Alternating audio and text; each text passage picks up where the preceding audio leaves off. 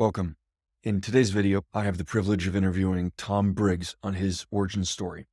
Tom is a brand strategy professional with decades of experience and a lot of expertise in the field. I learned a ton from Tom. There's a number of principles and wisdom dropped that were very meaningful. This is one of those that I will rewatch for sure. Tom is the founder of a brand strategy consulting firm based out of Portland, Oregon called Epigraph. And it was really cool to learn some of the origin story and the naming convention behind Epigraph, to hear how Tom earned his stripes coming up from the beginnings of his career to where he is today. I highly recommend you watch this episode. It will not disappoint. So without further ado, I give you Tom Briggs. And we're live. All right. Tom, it's good to see you. Logan, likewise. I'm glad we can carve out some time to do this today. Me too, man.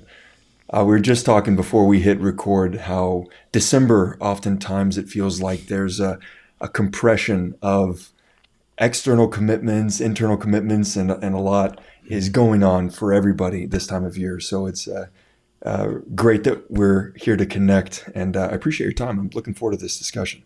Yeah, likewise. When you reached out and kind of set out the parameters of the conversation, it's really, it's fun. I always love a little bit of reflection, kind of unpacking, and we learn best when we learn from others. So, I've fallen down, scraped my knees a few times. So hopefully, there's some lessons that someone can garner from me, just like I've collected lessons from those who've gone before us. The learning through trial and error is easy to talk about, difficult to go through. Yeah, it's never fun when you're in it, and it always seems that hindsight is 20/20, and there's just lessons that don't come into perspective or don't really land until you have that privilege of looking back with a few years of hindsight. And well said.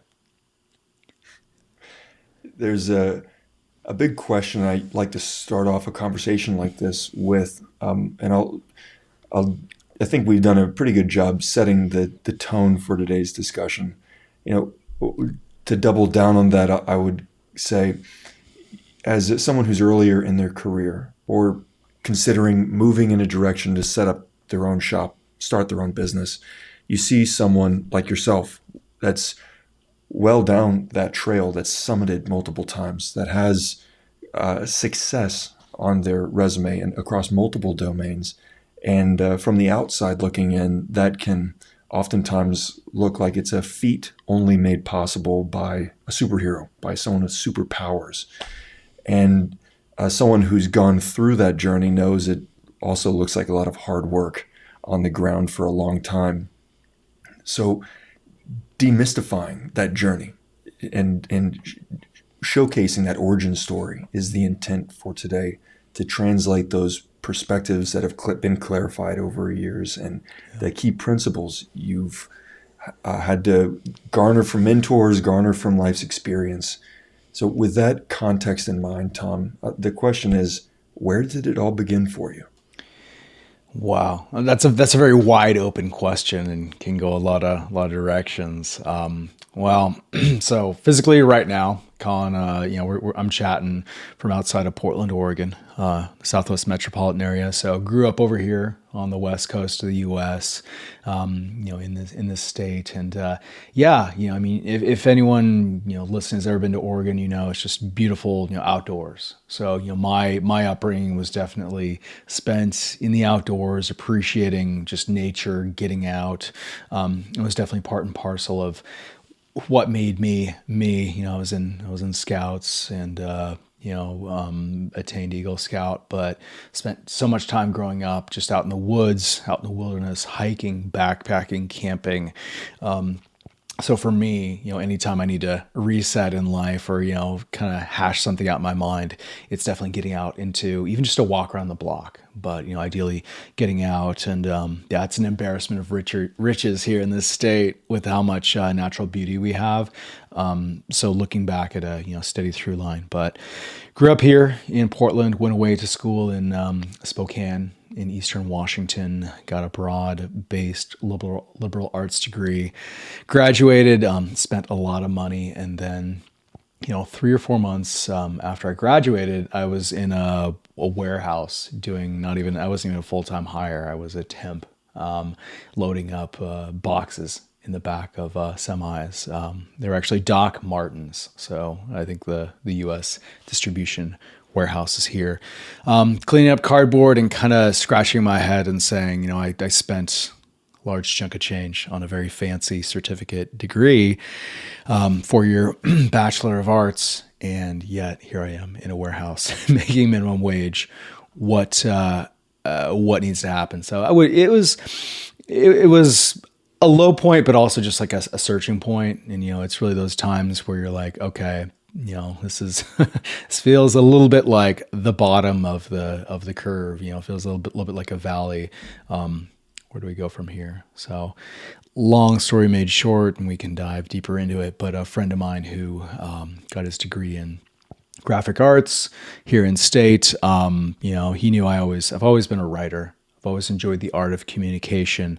My degree was actually in journalism, public relations, but he brought me on as a contractor for an agency that he was working at, and had my opportunity to just work my way up. Being a proofreader, doing quality assurance, and eventually putting together words for primarily a high tech clientele. And just fast forward 20 years, been at the overlap of, if you think of the Venn diagram of marketing and design, I've sort of positioned myself at the center, at the overlap of those two. And it's been a great career. It's allowed me to ply my craft. Anytime I'm mentoring or coaching someone who's coming up, I always try and steer them toward a craft. And a craft to me is something that crosses disciplines, it crosses industries. It's easily, usable wherever you go. So your craft, some popular ones, writing, public speaking, leadership. You can use those wherever you land, and it's something that it's a long road. You can always be perfecting that because there's always people who will be better public speakers, better writers, better leaders. And I find it kind of, Simon Sinek talks about the infinite game. I feel like that's one of the key components of the infinite game, where you can just always be up leveling, your chosen skill, whatever it is. You can just always be chasing and making it a little better. Thanks for breaking that down. Yeah. It's a lot of time covered in a very concise manner. I want to, There's more details, and we can unpack those if you find it useful. yeah, I do. I think it would be cool to sort of do a second layer to the narrative. You did a great first pass, starting with what you shared about your upbringing Yeah. in and around Portland, in that area, having the direct access to so much nature, natural beauty, being a scout. I wonder if you could unpack something you said a little further about any time you need to clear your head, you get outside. I've heard it's said before that your thinking and your idea space can be contained by the room you're in. So you go to a really big place, and it's easier to have larger ideas. You go outside and it's easier to become inspired. So another key point you talked on there, Tom, is the part about having a craft and how that's part of the infinite game for your career as an individual, and even at a larger perspective, a macro perspective for companies. If you've got a team filled with people honing their crafts, it's part of that. So how does the environment, whether it be indoors or outside in nature, fuel the development of a craft in your view? Yeah, there's so much in that question. I'm going to answer it by circling back to the concept of design. Because design is nothing more than the intentional creation of things. If you're an interior designer, it's the design of a space. If you're a product designer, it may be the creation of the next mobile phone. So coming from the outside and learning the holistic practice of design, there kind of is this umbrella of design thinking, put forth by organizations like IDEO, where there are some core design principles of starting with what you want to accomplish. What is the end? If you're designing a building, what type of things will happen inside this building? What do we want to inspire? What do we want to evoke? So circling back to your question, sort of, whether you're designing an interior office space or, designing your perfect day, knowing, when is a good time for your focus work? When is it a good time to, take a lap around the block, maybe walk the dog, clear your head? But yeah, you can very strategically set up, design your life, design your time, design your day, and design where you find yourself, whether that's indoors, outdoors, and where you're at in those spaces, to either, support or even inhibit the work you get done. I've found that having a clean desk, just clearing everything off, either getting it in a drawer or out of, just having fewer visual cues, less things to, stick in my brain, has become an essential part of my craft. Having a clean, uncluttered desk. That may not be true for everybody. I'm sure there are people out there who are extremely productive, and maybe their workspaces aren't immaculate. But for me, fortunately, my wife and I have talked a lot about this, the concept of minimalism. So we try and keep fewer things in our house. We've gotten rid of things like DVDs, Blu-rays, books, removing the extraneous to make space for that which is essential and to make space for creation. Functionally, I classify myself in the creative arts.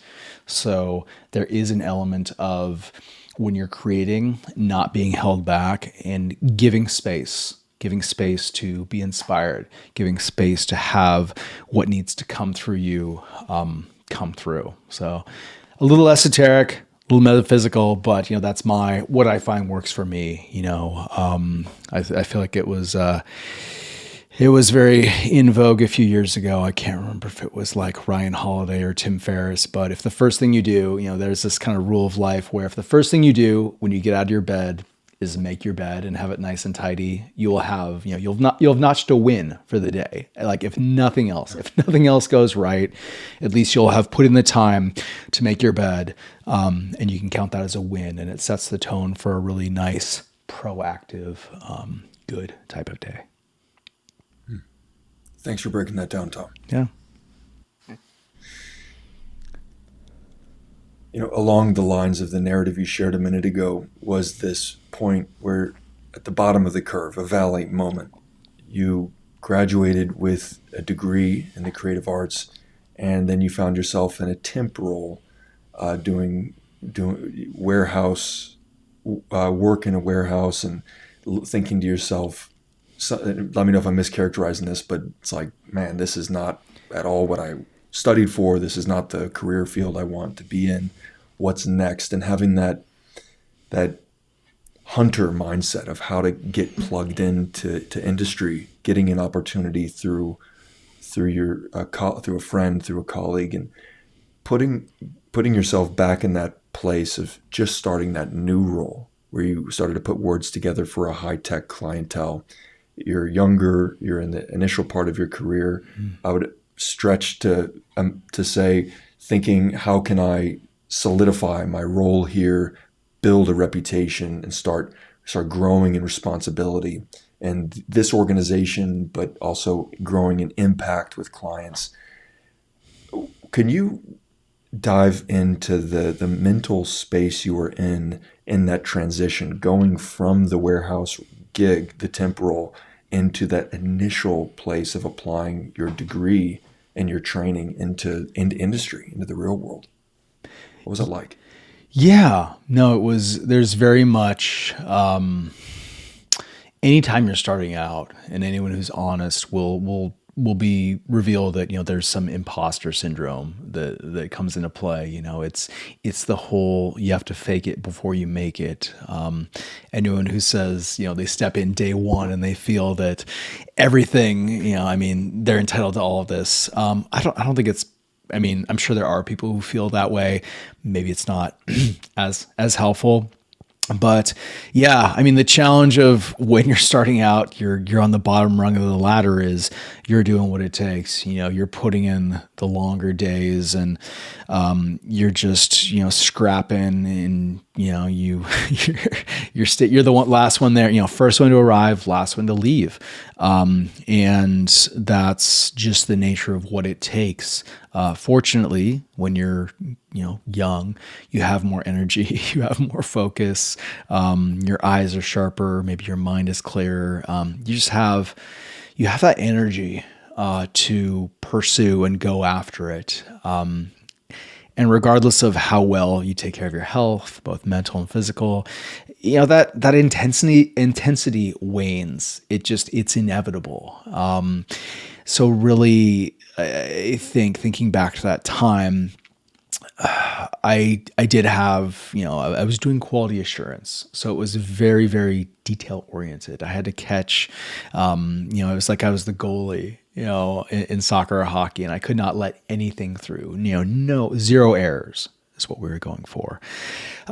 So yeah, it was as a result, I was, newly married, no kids yet. So I had the time to put into it. In retrospect, I wouldn't have that much energy, that focus now. It's a different type of wisdom and knowledge. But back then, I'd say the thing that put me on a good trajectory, in retrospect, I might have not known this at the time, but hindsight is a gift where you can kind of unpack where you're going through, was just putting in the cycles, and building the skill set. It's all about repetitions, right? It's like building a muscle. It's just doing the work, whether whatever that is. Presenting an idea, being an effective team contributor, leading a meeting, contributing to a meeting, just sort of working out the fundamentals of what it is to be an effective contributor, be a solid member of a team, be an empathic, genuine teammate, and sort of, when you're starting out, it's all about laying those essential groundwork, that groundwork of who you are, and finding your values, the way in which you want to operate in a workplace, the way in which you want to be seen, looking ahead and always taking notes, looking up and saying, okay, my manager, when I'm a manager, maybe I won't do that. Or, oh man, that was really good when the owner of the company did that. I'm going to take notes, and that's going to be one day, when I own/run the company, I'm going to be sure I do that, because I remember how that impacted me when I was first starting out. How long until you've operating in the QA role until opportunities for growth started to become available and your career trajectory unfolded where there was growth and in terms of responsibility? Yeah. And was that with the same organization, or was there a dynamic where you were moving through different companies? Yeah, my first company out of school, the one that I got my job at, I was at either 5 or 6 years. So that's a good long while, and it was good in a few ways. We were a small team, a lean team. I think when I got hired on, we were only about 6. We'd eventually scale up to max of 15 or 16. Then the recession hit. A downturn of 2008. We had to step back a little bit. But it was interesting in that small, agile team, everyone willing to pitch in. We punched above our weight class in terms of the clients we were able to work with, which was great experience. Had the opportunity to work with a Fortune 100 company and have, make some really solid recommendations. It was an interesting environment in that the owner was very hands off. He didn't really want to be involved in the day to day. So as I came in with the fellow who got me my role there and another gentleman he graduated with, we effectively got to run the company without the risk of having to make payroll and having to hire and fire. So it was really nice to learn while having a bit of a net under the trapeze high wire. And we got to try things out and, developed a reputation at this company with, our performance, our novel ideas. We showed up around year, I think 7 or 8 for that company, saw them through year 10 and then a few years beyond. So it was really excellent to be able to play at that high level, and take on, what was ultimately a lot of responsibility for our, our ages, being fresh out of school, and being able to suggest and throw out ideas and really play at a higher caliber than we by all rights would have if we were part of a larger organization, if we had minders over us or middle management or whatever, directing us. So it was a really good, that was a really great opportunity, and I think it sped up a lot of learnings and a lot of exposure that via another route may have taken many more years to acquire. So a little bit of a fast forward button on that one. In hindsight, was that owner's decision to provide such a level of autonomy to you and the other team leaders, was that a leadership strength? Was that something to be emulated? Is there something to gather from that, or was it, if it's something, if it's good at one level, is it bad in the extreme? How do you view that and apply it to today? If there's like a principle to be pulled out of that, empowering your team to absorb responsibility and be autonomous. Interestingly enough, there was no intention behind it. This individual had worked his way up, and I think he felt a little unequipped to operate at the level we were, in a few different ways. So as a result, either because he didn't desire to, or maybe didn't feel he had anything to contribute at the tables we were at, very deliberately kept himself out of the mix. And then it was sort of a co-owner situation.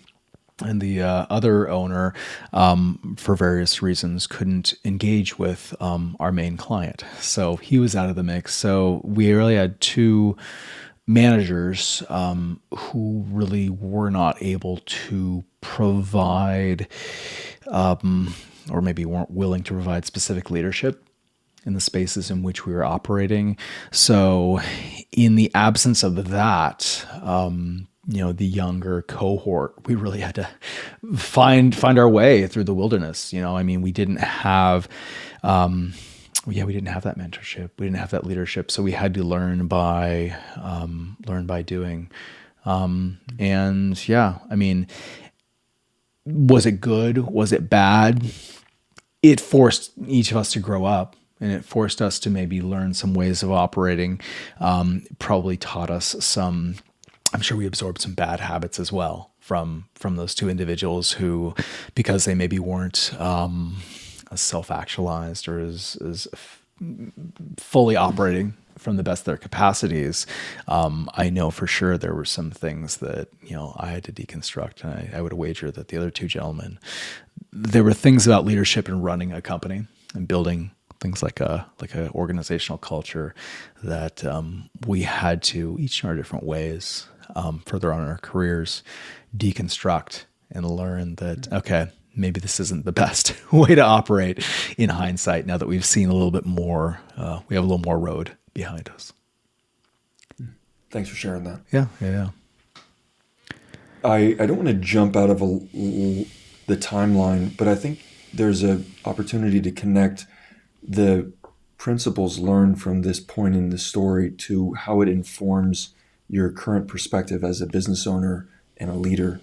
And I wonder, when you think of client engagements today and a team of perhaps some more junior team members they're still earning their stripes, and how do you think of and act as a leader to balance this providing guidance and mentorship and leadership, but providing room for autonomy and the independence of that team player. How do you find that sweet spot or balance those two dynamics to give them enough room without being completely isolated? This may or may not answer your question, and we can unpack it a little bit more. But for various reasons, I view team building, client acquisition through the lens of values. When you think about what values are, they're what we value. So if you look back, they're the things that in our lives we've devoted time, attention, energy to.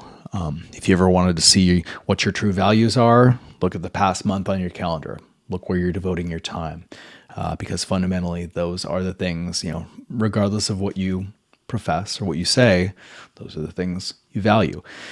So when I'm building up, arranging any type of relationship, building any type of team, evaluating whether a client would be a good fit, really use the lens of values, because I find it to be a nice filter, gauge.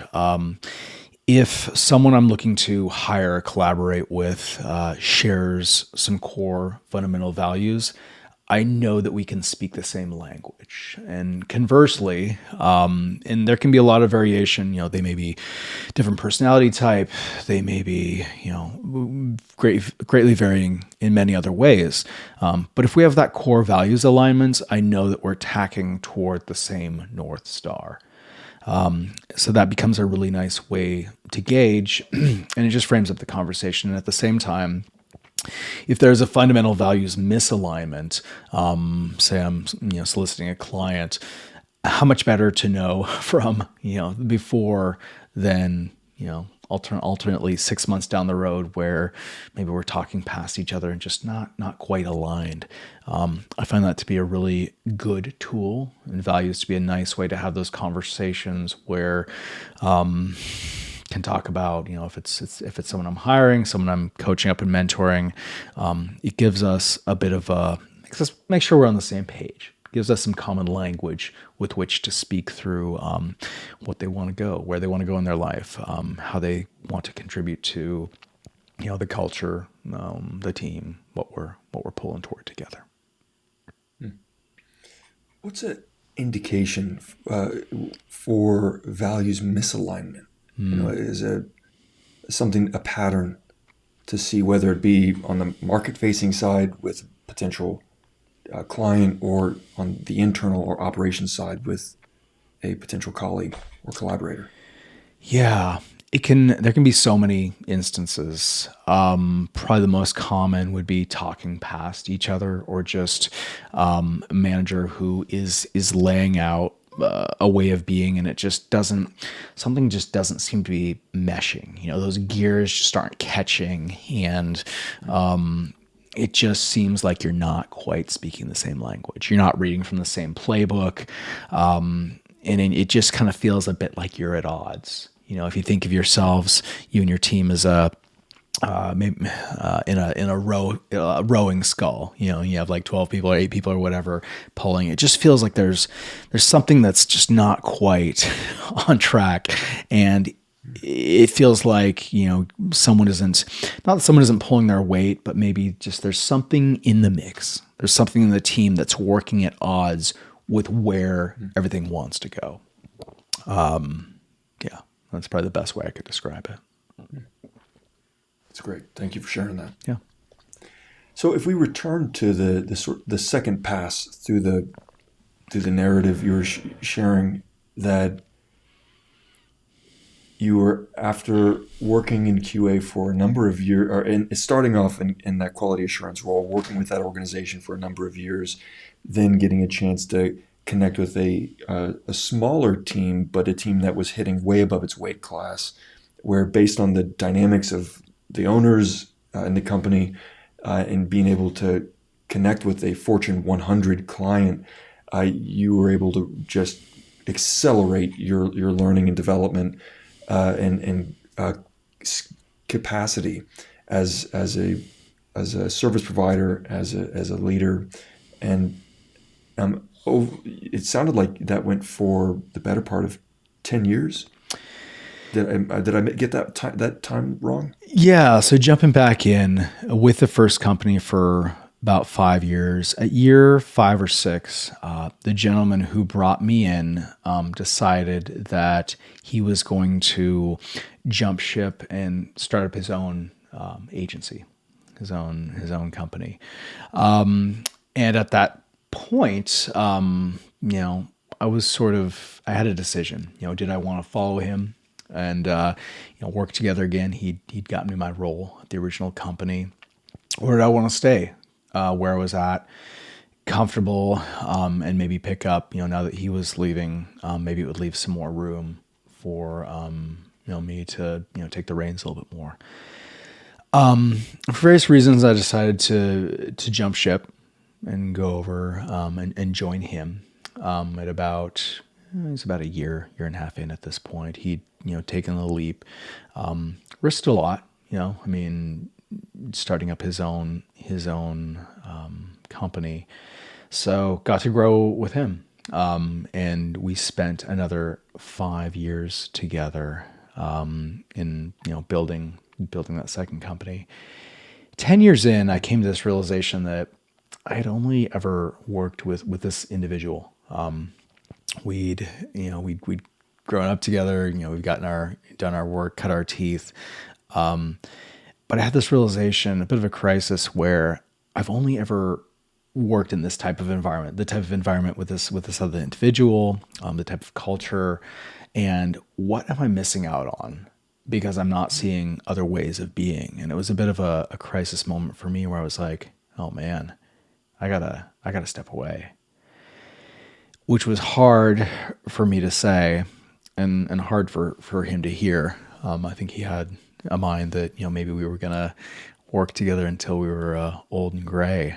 But yeah, stepped out, and frankly stepped out into another organization that was completely different. A little more, the organization I moved to was in a bit of a tumult and chaos at the time due to various, staffing changes.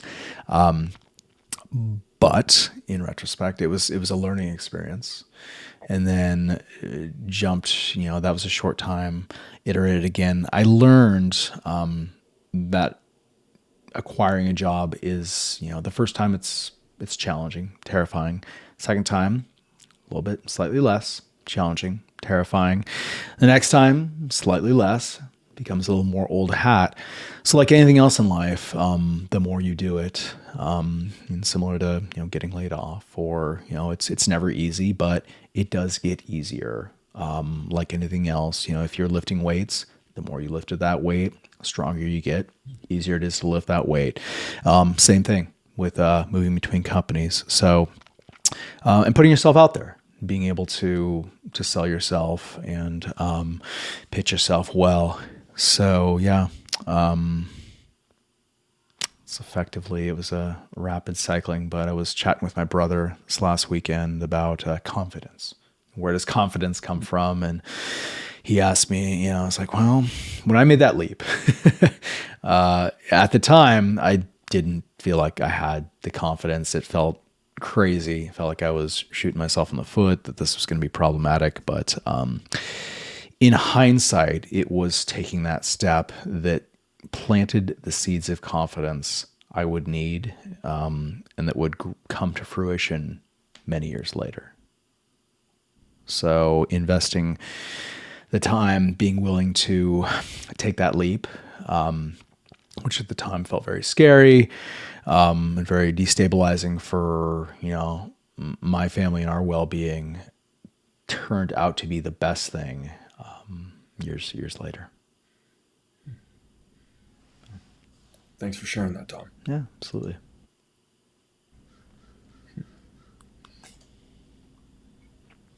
How did that phase of your career bring you to the point of setting up your own shop, of wanting to make the leap and establish your own business? That didn't come about until much more recently, Logan. It's funny. My dad, as a solopreneur, has been one for the last 30 years. So I saw entrepreneurship firsthand growing up. And for a long time, I swore to myself that that wasn't for me. I would never pursue it. I saw, in my mind, knows what next month is going to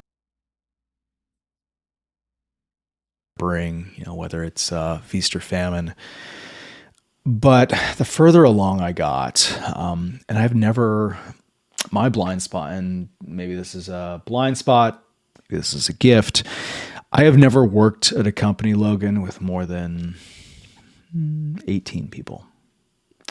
I've worked on the periphery. I've been, on teams that consulted with much larger, globally distributed organizations.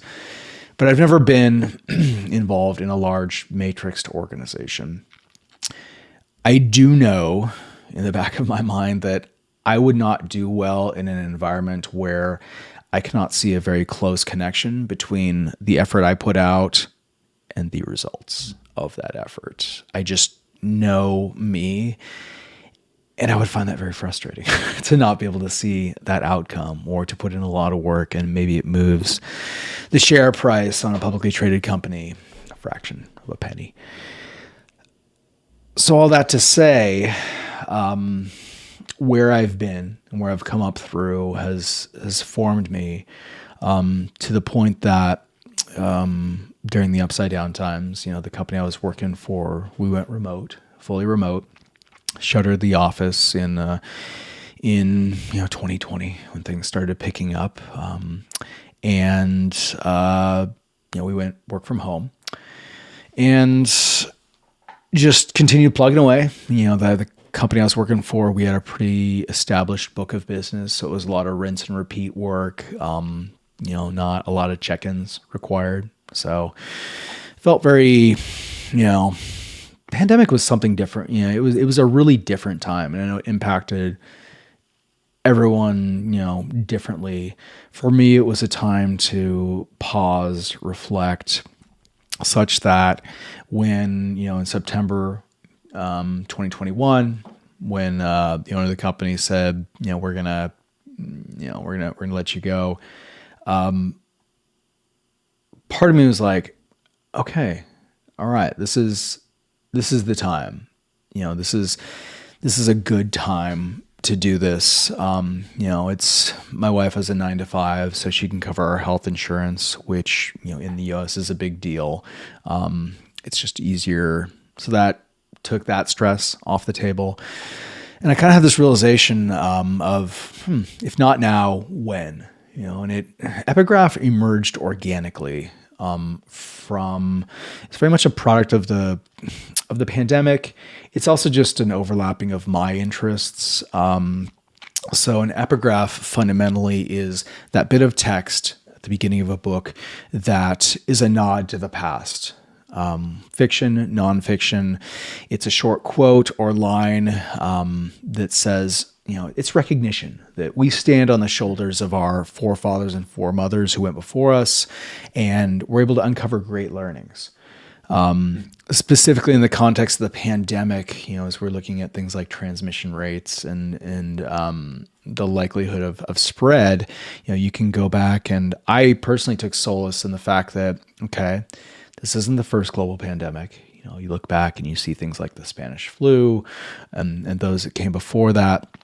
And while COVID-19 was horrible, horrendous death and destruction around the world economically, it was not, the mortality rate was not as high as some of the previous pandemics.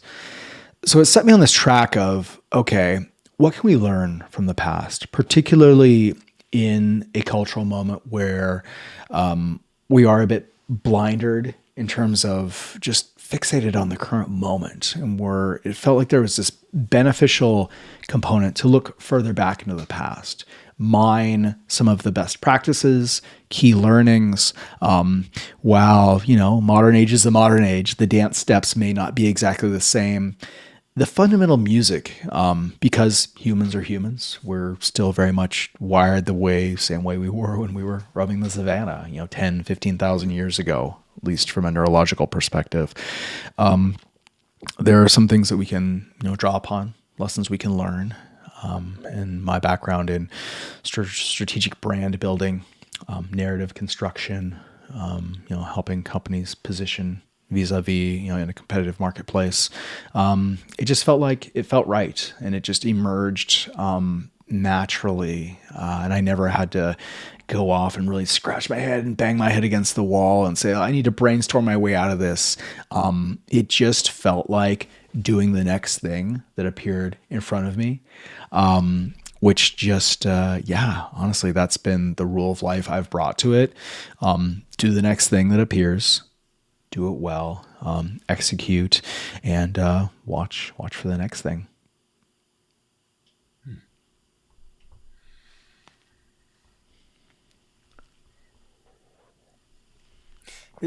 Something that has been a underpinning, an implicit underpinning from some of what you shared sounds like strong connection with your instincts, bringing it back to the values, recognizing patterns where the gears start to get locked up, or there's that sense where we're all not rowing in the same direction. There's an internal adversarial force, and quantifying that outside of anything more than a training to help people get in touch with that felt sense may be difficult. And now that I'm thinking of our conversation, it seems like you have a very your strong connection with that instinctual aspect of that complements your hard skills. And I wonder what your view is on that. It's a very valuable playback. Thanks for holding up that mirror, because yes, it's something that's been emerging more for me. The power of trusting. Anytime you've put your 10,000 hours into something, you start to develop that sensitivity. Your senses get heightened, and you can tell, whatever your craft is, client relationships, leadership, you just start to pick up on those unspoken cues. So yeah, to that end, I think as I get more road behind me and more, have the honor and privilege of accumulating more experiences working with more different types of individuals, working with, a broad range of clients, a broad range of industries. You start to see, I work with companies in scale from large mega corporations to, pre-venture stage startups. And fundamentally, the amount of resources that can be devoted to, an engagement varies widely, but the fundamental challenges of brand building in this cultural moment, they're the same, regardless of whether you're big or small. So all that to say, yeah, I believe I am, absolutely highly instinctual. That said, I do have an analytical side of me that really likes seeing the data. But fundamentally, Logan, I do believe there are things that maybe just cannot be quantified or can't be captured in the data. And it's not to give an out and say that, oh, you should always trust your gut, because your gut can, just as reliably steer you wrong. Maybe you're hungry, upset, tired, emotional, and your instinct is wanting to steer you wrong. But for me, yeah, absolutely. I've learned to lean more on that. And I wager the more road I get behind me, than in front of me, I would imagine, if I cultivate that well, fingers crossed, but it feels like my intuition might improve. And just physically, yeah, so this relates to, so I'm a martial artist. I started training in martial arts post-college. I realized I needed, structure to continue on, now that formal education was done. I've studied a number of different arts across a number of different disciplines, and the school in which I'm studying now is very much based upon the philosophy of one mouth, two eyes, two ears. So there's a lot of observation. It's less learning by didactic instruction, where I'm going to tell you how to do this move, and more, and this is very East Asian, shut up, watch me do the move. I'm going to move my body perfectly. I'm going to do the form perfectly. Watch. Let's not clutter the space with words. Let's not be very, very in tune to this, because you will learn more by observation than I can ever vocalize with my words, because I'm doing things in teaching you that I may not even know I'm doing. And you'll pick up on that, and it becomes a higher bandwidth transfer of information. Long and winding response, but that's sort of where I find myself vis-a-vis the intuition, conversation. It's awesome. Very cool. Thank you for sharing that, Tom. Yeah. I think we've reached a place, or close to a place, where we can plant a flag in the overall narrative. Where we began the conversation was, where did it all start? And we covered a number of the key moments. I have no doubt there's many other parts of the story that are left unaddressed, perhaps for another day. But as we're close to current state for you, I wonder if you could provide a brief glimpse into where you're at today and even where you're going, and perhaps a pre-frame for a follow-on discussion. Yeah, absolutely. So looking ahead, I have established, thought leadership fundamentally is going to be my North Star for 2024 and beyond. There's no shortage of content out there. It's a Derek Sivers quote I really like, where he says, if more information was the answer, we would all be millionaires with six-pack abs.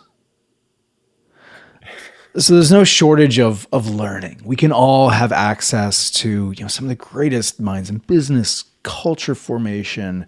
I know for me, though, tapping in and really finding that out of the box blue flame thinking, which in full transparency, Logan, that can come from people who are years my senior.